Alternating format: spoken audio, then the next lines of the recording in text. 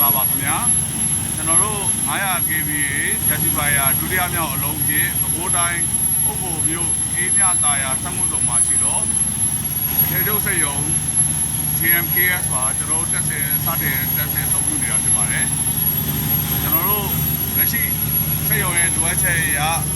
400 ကီလိုဝတ်ထိဆွဲအားရှိပါတယ်ခင်ဗျာလူကြီး1300ကျော်နဲ့လက်ပတ်နေတော့ထေကျုပ်စက်ရုံဖြစ်ပါတယ်လက်ရှိကျွန်တော်တို့ generator 385 kVA 900 gasifier နဲ့ဆက်ဆက်ထားပါတယ်လက်ရှိ loading အားဖြင့်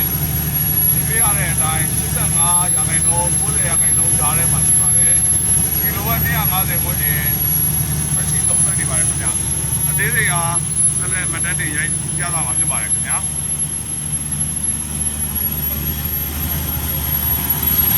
ကျွန်တော်တို့တိုင်းဆိုင်ရာ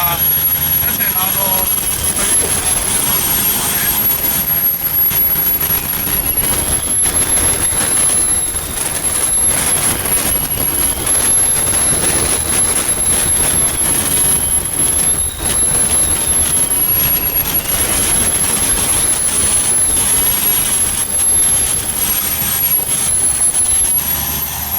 95 kVA ဖြစ်ပါတယ်ခင်ဗျာဒီတဲ့ညူတာဖြစ်ပါတယ်ကမ်မင်းအရင်နဲ့ပဲဖြစ်ပါတယ်ခင်ဗျာတော့လက်လောစက်ရုံဝန်ထမ်း1300ကျော်နဲ့လက်ပတ်နေပါတယ်လက်ရှိ gasifier စတင်သုံးစွဲထားပါတယ်ခင်ဗျာ gas တဲ့ကူးတွဲဒီဇယ်နဲ့အတူကူးတွဲ၍လက်ပတ်ထားခြင်းဖြစ်ပါတယ်900 kVA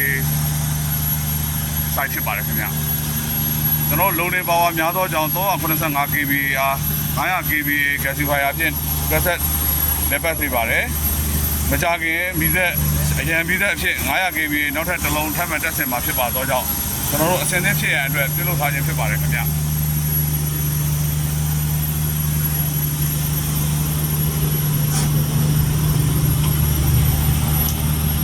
အောင်မြင်စွာလက်ပတ်နေပါပြီခင်ဗျာ